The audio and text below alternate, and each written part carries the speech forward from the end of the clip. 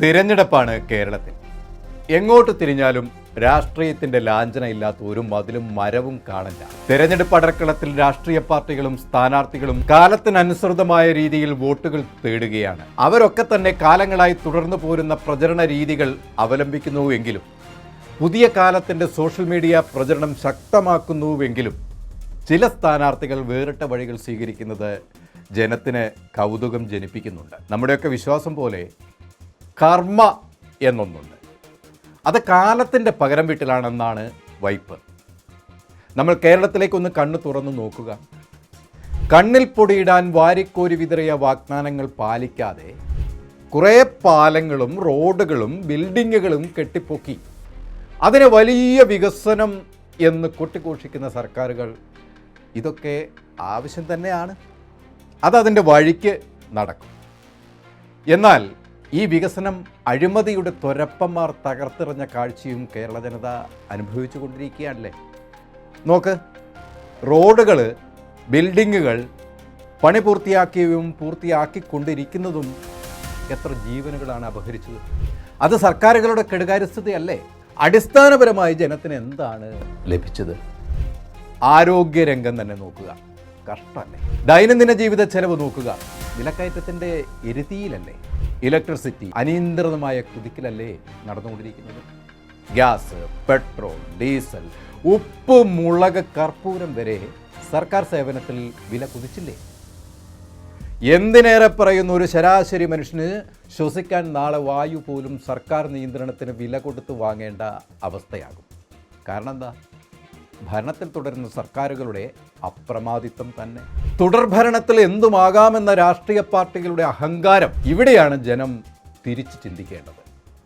ഈ തിരഞ്ഞെടുപ്പ് അതിന് വഴി വെക്കണമെന്നാണ് ഇപ്പോൾ കേരളം ചിന്തിക്കുന്നത്. ഈ സാഹചര്യമാണ് UDF മുന്നിൽ ഇപ്പോൾ ഉള്ളത്. അത് വളരെ സൂക്ഷ്മതയോടെ UDF കൈകാര്യം ചെയ്യാനുള്ള മുന്നൊരുക്കങ്ങളാണ് സ്ഥാനാർത്ഥി നിർണയത്തിൽ പോലും നമ്മുടെ മുന്നിൽ തെളിഞ്ഞു വരുന്നത്. അങ്കത്തട്ടിൽ അടരാടി വിജയിച്ച ചരിത്രം ആവർത്തിക്കാൻ കച്ചകെട്ടി പോരിനിറങ്ങുന്ന അംഗസേവകരുടെ വീറും വാശിയും UDF കളത്തിൽ രൂപമെടുത്ത് കഴിഞ്ഞു. നിലവിലെ കേരള രാഷ്ട്രീയ സാഹചര്യത്തിൽ 10 വർഷം ഭരണത്തിൽ തുടരുന്ന LDF ഭരണവിരുദ്ധ വികാരം അതിരൂക്ഷമാണ്. അതുതന്നെയാണ് UDF അനുകൂലമാകുന്നതും. അതുകൊണ്ട് തന്നെ ഇത്തവണ തിരഞ്ഞെടുപ്പിനെ നേരിടുന്ന ടീം UDF ചരിത്രത്തിലില്ലാത്ത മുന്നൊരുക്കങ്ങളാണ് നടത്തിയിരിക്കുന്നത്.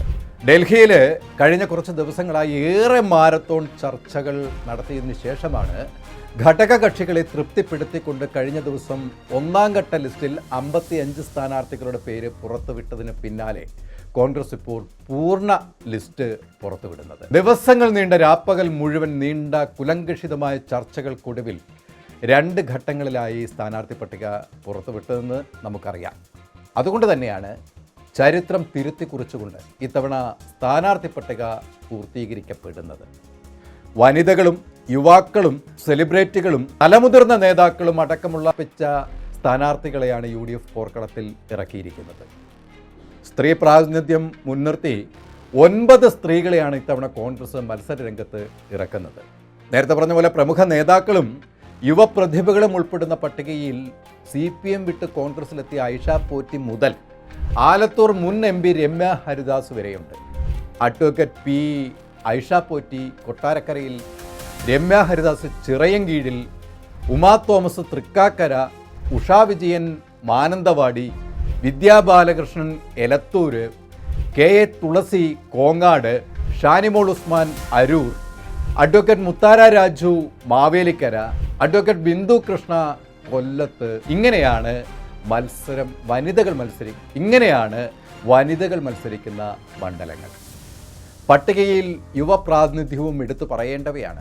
അബിൻ വർക്കി, സന്ദീപ് വാര്യർ, KM അഭിജിത്ത്, അനീഷ, സുദിഷ പാലോട്, VT ബൽറാം, വിദ്യാ ബാലകൃഷ്ണൻ അടക്കം ഒരു പറ്റം യുവനിരയിൽ ഉള്ളവരെ, സെലിബ്രിറ്റി ആയ യുവാവായ രമേശ് പിഷാരടി പാലക്കാട് മത്സരിക്കുന്നത് അടക്കം ഒരു പറ്റം യുവാക്കളെയാണ് UDF രംഗത്തിറക്കിയിരിക്കുന്നത്. ഇനി മൂർച്ച കൂടിയ ആക്രമണങ്ങളുടെയും പ്രത്യാക്രമണങ്ങളുടെയും നാൾ വഴികളിൽ UDF ഒറ്റക്കെട്ടായി അംഗത്തിനായി ആവനാഴി നിറയ്ക്കും. യു ഡി എഫിന് മുന്നിലുള്ളത് ജീവൻ മരണ പോരാട്ട വീര്യം മാത്രം. കാരണം ഈ തെരഞ്ഞെടുപ്പ് യു ഡി എഫിൻ്റെ ഉച്ഛ്വാസവായുവാണ്. ഇതിൽ വിജയിച്ചേ മതിയാകൂ. കേരള ജനത അത്ര പ്രാധാന്യമുള്ള ഒരു ഉത്തരവാദിത്തമാണ് യു ഡി എഫിനെ ഏൽപ്പിക്കുന്നത്. അതിലുപരി ഇതൊരു ജീവൻ മരണ പോരാട്ടം കൂടിയാണ്. മൂന്നാം തവണയും എൽ ഡി എഫ് ഭരണത്തിൽ തുടർന്നാൽ CPM ഏകാധിപത്യത്തിൽ നിന്നും സ്വേച്ഛാധിപത്യത്തിൻ്റെ ദ്രംഷ്ടകൾ കൊണ്ട് കിരാത നൃത്തമാടും. ഇവിടെ ജനത്തെ വറചട്ടിയിൽ നിന്നും എരിതീയിലേക്ക് തള്ളിവിടും. അത് പാടില്ല എന്ന ഉറച്ച തീരുമാനം യു ഡി എഫിനുണ്ട്. അത് യു ഡി എഫിൻ്റെ പ്രതിബദ്ധതയാണ്, ജനാധിപത്യത്തോടുള്ള കൂറാണ്. ജനാധിപത്യത്തെ കശാപ്പ് ചെയ്യുന്ന, ജനത്തെ വറുതിയിൽപ്പെടുത്തി പാർട്ടി വളർത്തുന്ന കേരളത്തിൽ ഒരു ദുർഘട കാലം കൊണ്ടുവരുന്ന ആ പഴയ ബെഗൻ്റെ കാലം തിരിച്ചു കൊണ്ടുവരുന്ന CPM പാർട്ടിയുടെ കൊമ്പും പല്ലും തകർക്കുക എന്ന ലക്ഷ്യമാണ് യു ഡി എഫിൻ്റെ ഉത്തരവാദിത്തം. പ്രതിപക്ഷ നേതാവ് VD സതീശൻ മുന്നോട്ട് വെച്ച 100 സീറ്റിന് മുകളിൽ എന്നതിന് ഒരു മാജിക്കൽ മൂവ്മെൻറ്റിലൂടെ ലക്ഷ്യത്തിലെത്തിക്കാൻ ടീം യു ഡി എഫിന് കഴിയുമെന്നാണ് ഈ സ്ഥാനാർത്ഥി പട്ടിക വ്യക്തമാക്കുന്നത്. 14 ജില്ലകളിലായി 140 സീറ്റുകളിൽ ഏറ്റവും യോഗ്യരായവരെ നിർണ്ണയിക്കുമ്പോൾ സ്വാഭാവികമായും ഉയർന്നു വരുന്ന ചില അഭിപ്രായ വ്യത്യാസങ്ങൾ മാത്രമാണ് ചില ഒറ്റപ്പെട്ട ശബ്ദങ്ങൾ ആയി ഉയർന്നു വരുന്നത്. അതൊക്കെ തന്നെ ചർച്ചകളിലൂടെ പരിഹരിച്ചു കൊണ്ടിരിക്കുകയാണ് കോൺഗ്രസ്. അല്ലാതെ CPM പടച്ചുവിടുന്നത് പോലെയുള്ള ഒരു കലാപക്കൊടിയും കോൺഗ്രസിലോ യു ഡി എഫിലോ ഇല്ല. ഏറ്റവും വലിയ കലാപം കൊടുമ്പിരി കൊള്ളുന്ന CPM സ്വന്തം കണ്ണിലെ തടി കാണാതെ കോൺഗ്രസിലെ കണ്ണിലെ പൊടിയെക്കുറിച്ചാണ് പ്രചരിപ്പിക്കുന്നത്. കണ്ണൂരിലും പാലക്കാടിലും ആലപ്പുഴയിലും അടക്കം CPMൽ അതിരൂക്ഷമായ കലാപം കൊടുമ്പിരി കൊള്ളുകയാണ്.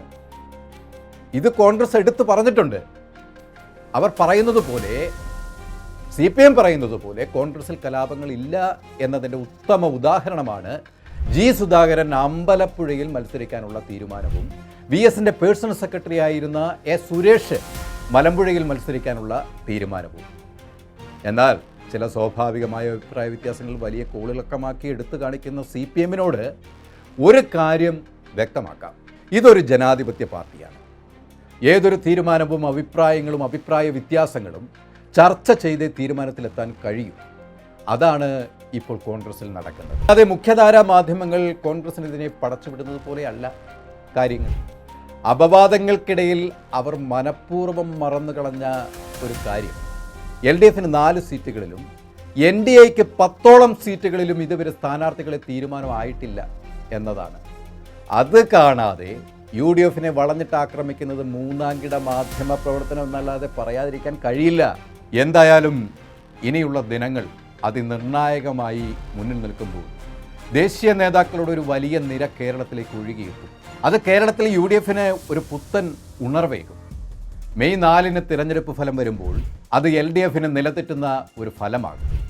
UDF ഭരണത്തിൽ കയറുകയും UDFൽ പ്രതീക്ഷ അർപ്പിക്കുന്ന കേരള ജനതയ്ക്ക് ജീവിക്കാനുള്ള അവകാശം തിരിച്ചു കിട്ടുകയും ചെയ്യും. കൂടുതൽ വാർത്തകൾക്കും വിശേഷങ്ങൾക്കും ഞങ്ങളുടെ channel like, share and subscribe ചെയ്യുക.